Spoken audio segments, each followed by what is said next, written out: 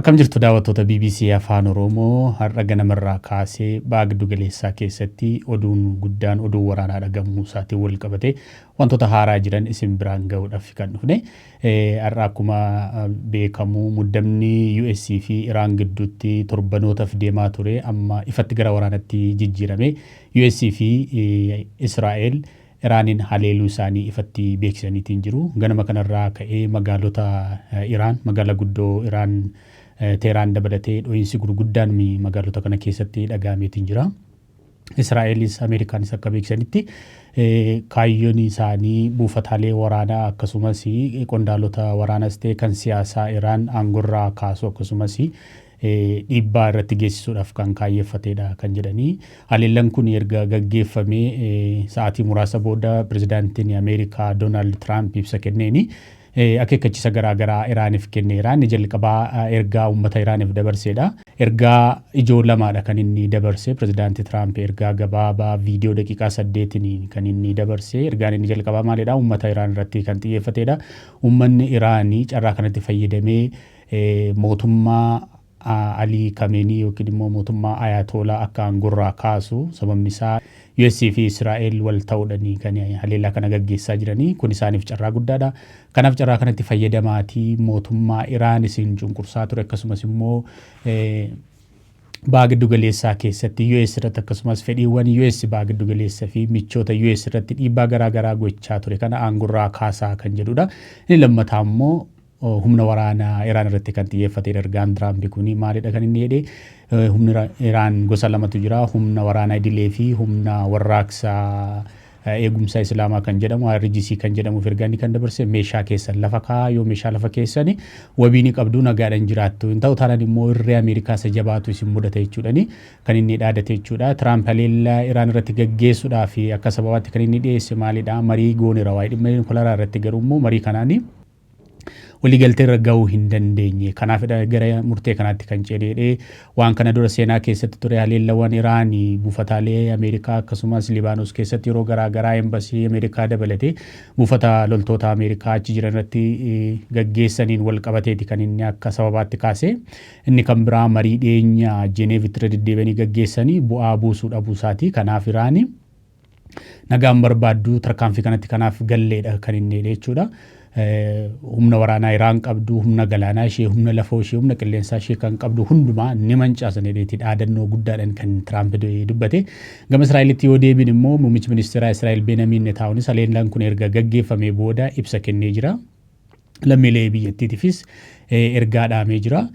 Ibsi Netanyaahuun jedhe maalidha?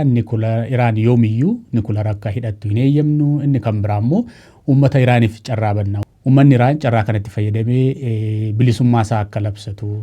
Sababni isaa Israa'el fi US wal ta'uudhaan haleellaa gaggeessaa jiru. Kun isaaniif carraa guddaadha. Kanatti fayyadamaatii warraaqsa yoo ta'es karaa biraatiinis mootummaa achi jiru fonqolchaatii aangoo qabadhaa bilisummaa keessan labsadhaa waan jedhudha ergaan Benjamin Netanyaahu kan of keessaa qabu. Maaltu ta'ee ganama kanarraa ka'ee kan jedhutti mee haa dhufnu. Ganama kanarraa ka'ee akkuma dho'iinsi gurguddaan magaalaa Teheraan keessatti dhagahamuu jalqabeeni US fi Israa'el ibsa erga baasanii booda immoo dho'iinsi kun gara magaalota Iraan gurguddoo kan biraatti akka babal'ateedha. Miidiyaaleen Iraan keessaas akkasumas baagiddu galeessaa keessas miidiyaaleen garaagaraa kan gabaasanii BBCnis kan mirkaneeffate magaalaa guddoo Teheraaniin alatti magaalota akka Qom, Isfahaan kan jedhaman guutummaa Iraan keessatti haleellanii Israa'el fi US qindoominaan gaggeessaa jiran kan inni qaqqabaa jiru jechuudha. Kibba Iraanii jalqabee amma kaaba Iraanitti lixa hamma bahaatti magaalonni Iraan yeroo ammaa kana haleellaa Israa'el fi haleellaa US kan irratti gaggeeffamaa jiru jechuudha. Dho'iinsi gurguddaan akka gaggeeffamudha. Muummichi ministeeraa Israa'el ibsa isaa keessatti maal jedhee ture? Kaayyoon keenya qondaalota waraanaa fi gaggeessitoota siyaasaa olaanoo Iraan irratti erga xiyyeeffannee booda mootummaa kana dikaapiteetu gochuu yookiin immoo mogoleesaa jalaa buusudha kaayyoon keenya kan jedhudha. Miidiyaaleen Israa'el akka gabaasanitti numaayyuu Israa'el yaalii ajjeechaa pirezidaantii Iraan Masoud Pezeshkian akkasumas immoo gaggeessaa olaanaa Iraan Ayatollah Ali Khamenei irratti yaaliin gaggeeffamee jira kan jedhudha. Ragaaleen Teheraan keessaa ba'an akka agarsiisanitti waajjirri pirezidaantii Iraan haleelameera. Garuu pirezidaantiin Iraan Pezeshkian haala nagaa ta'e keessa jiru iddoo nagaa geeffamaniiru kan jedhudha. Inni kan biraa immoo Alii Kameeniin gaggeessaa olaanaan Iraanii gara iddoo naga qabeessatti baafamaniiru Iraan keessa jiran kan jedhu ragaaleen bahaa jiru Iraan keessa jechuudha. Tarkaanfii US fi Iraan kana hordofee Iraanis deebii kennuudhaaf yeroo ittiin fudhanne jechuudha. Jalqaba misaa'ilota gara Israa'elitti dhukaasuudha kan hin dhaga'ame. Israa'el akka beeksisti Iraan marsaa lamaan misaa'ila gara Israa'elitti dhukaasteerti. Misaa'ilota kana immoo qolachuu ishee ibsiteetti Israa'el. Humni waraana Israa'el akka beeksisetti lammiileen Israa'el ganamarraa kaasanii akka mana turan akkasuma immoo daannoo keessa akka turan sababni isaa haleellaan kun gaafa gaggeeffamu kaasee humni waraana Israa'el Iraan haaloo bahuu dandeessi waan ta'eef akka manaan baane akkasuma immoo lammiileen biyyattii akka hin sochoone ulaa lafa jalaa keessa bakka daannoo akka turan ergaa dhaamanii turanii sanuma hordofee Iraan marsaa lamaan misaa'ila dhukaastus hagammaa garuu miidhaan qaqqabee wanti gabaafame hin jiru. Inni kan biraa tarkaanfiin Iraan fudhattee gara Israa'el qofatti osoo hin taane buufataalee Iraan buufataalee US baha giddu galeessaa keessa jiran keessumaa Qatar kanneen akka Bahareen akkasumas United Arab Emirates keessatti haleellaa misaa'ilaa gaggeessiteetti mootummaaleen biyyoota baha giddu galeessaa Qatar Bahareen akkasumas United Arab Emirates akka mirkaneessanitti buufataaleen US biyyoota kana keessa jiranii misaa'ila Iraaniin haleelamu garuu immoo hedduun isaanii qolatamuudha kan ibsanii. Qatar haleellaa misaa'ilaa hedduu buufataalee US irratti kan xiyyeeffate gaggeeffamus garuu qolachuu beeksisteetti. Miidiyaaleen akka gabaasanitti sagaleen dhukaasaa gurguddaan magaalota biyyoota baha giddu galeessaa keessumaa biyyoota Israa'eliif buufata waraanaa kennan keessatti dhagahamuudha. Garuu immoo mootummaaleen akka jedhanitti mootummaaleen biyyoota kana misaa'ilota Iraan kana qolanneera kan jedhudha. Wanti kun amma deematuma jira. Dubbii Iraan irra dubbii pirezidaantii US Donald Trump irraa akka hubatamutti waraanni kun guyyootaaf kan turuudha. Sababni isaa humni waraanaa Israa'el guutummaadhaan Iraan hamma dadhabdutti waraanatti seeneeti kan jedhudha.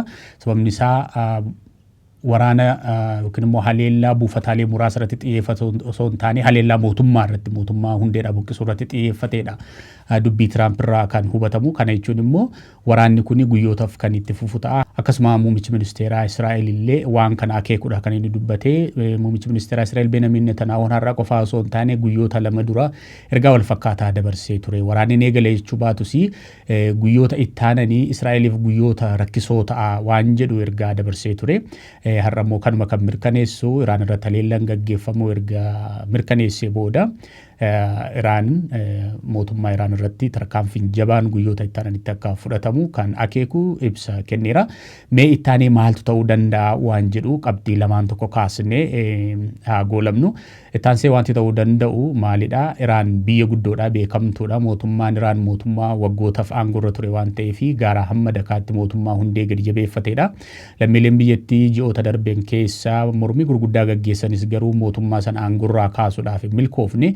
Israa'el yaalii garaagaraa akka goote ragaaleen ni agarsiisu garuu warraaqsi uummataa keessuun mootummaa aangorraa buqqisuu hin dandeenye. Kanaaf Netanyahuun marsaa 7 erga Tiraamp gara aangootti dhufe gara Ameerikaa deddeebi'uudhaan Tiraampiin akka amansiisedha namoonni akkasuma xiinxaltoonni kan dubbatanii. Sababni isaa Israa'el mootummaa Iraan aangorraa qofaa ishee kaasuu hin dandeessu. Ganna darbee haleellaa guyyaa 12 waraana gaggeeffameen mootummaa Iraan sochoosuu hin dandeenye. Garuu immoo keessumaa mootummaa Iraan dadhabaa akka ta'e haleellaan sun ni agarsiisa.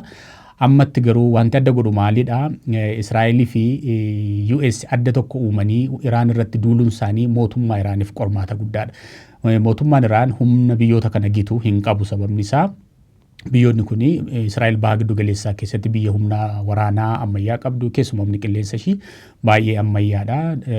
Jeettiiwwan waraanaa kan US hidhattuudha kan isheen hidhattu F-35 kan jedhaman, F-16 kan jedhaman, F-15 kan jedhaman xayyaarota waraanaa kana kan isheen hidhattu salphaatti qilleensa Iraan seentee haleellaa gaggeessuu ni dandeessi. US immoo kana caalaadha. Humni waraanaa ishiin qabdu addunyaa irratti humna waraanaa guddaadha.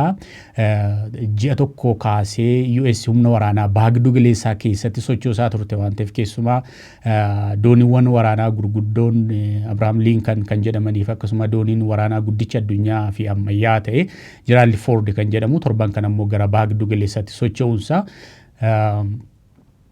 waraana guddaadhaaf akka isaan qophaa'an kan namatti agarsiisudha. Kanaaf Iraanii haleellaa biyyoonni kun lama ta'an irratti banan kana ammam dura dhaabbattee falmachuu dandeessi kan jedhu yoo ilaalle humna isaan gituun qabdu. Garuu immoo Iraanii jabina tokko qabdi, sababni isaa biyya reziiliyanti taate yookiin immoo biyya waa dandamachuu dandeessudha kan jedhamu. Sababni isaa waggoota darban keessumaa erga mootummaan Ayatolaa aangoo qabatee as gara waggaa 47 kan ta'uu fi bara 1979 warraaqsa Iraaniin aangoo kan qabate mootummaan Ayatolaa strategic patience waan jedhamuun beekame. Kana jechuun maal jechuudha? Obsaan yeroo dheeraa erga obsanii booda warra ga'u kan jedhamudha. Kanaafi resilience yookiin obsa uummateera. Uummanni sun rakkootti bareeraa dandamachuu ni danda'a kan jedhudha xinxaalli jiru gama tokkoon. Inni kan biraa immoo Iraanii misaa'ilota hedduudha kan isheen qabdu. Misaa'ila oomishuudhaan ni beekamti. Keessumaa misaa'ilota fageenya gabaabaa deeman amma kana guyyaa irraa argine maalidha? Baha giddu galeessaa keessatti buufataalee waraanaa US ittiin haleeluu kan dandeesse buufataalee misaa'ila fageenya gaggabaabaa deemuu qaban kana hedduudha kan isheen qabdu. Akkasuma misaa'ilota fageenya dheeraa imaluu danda'an kan supersonic jedhaman yookiin immoo ballistic misaa'iliin gara kiiloomeetira 2,000 hanga 4,000 fa'aa deemuu kan danda'an ni qabdi. Garuu immoo misaa'ilonni kun waraana guyyaa lama ji'a waxabajjii ganna darbee irratti gaggeeffameenii jalaa xiqqaachuudha kan himame. Garuu immoo misaa'ilota fageenya gabaabaa qaban 1000 kan lakkaa'aman qabdi. Misaa'ilota kana fayyadamtee buufataalee waraanaa US akkasumas immoo fedhiiwwan Israa'el baha giddu galeessaa keessaa qabdu irratti haleellaa gaggeessuudhaan turuu ni dandeessi. Garuu immoo waraana kana kan dursaa jiru USdha, Ameerikaadha. Biyya humna waraanaa guddaa addunyaa irratti qabdudha. Kana dura dhaabattee torbanoota meeqaaf ji'oota meeqaaf falmachuu dandeessi kan jedhu waan gara fuulduraatti itti deemnee ilaalluudha. Wantoonni hagammaatti jiran kan amma hagammaa isinii dhiyeessinedha. Odeeffannoowwan haaraa fi waqtaawaa jiran immoo duuka buunee akkasumatti isinii dhiyeessina. Waan waliin turtaniif ulfaadhaa.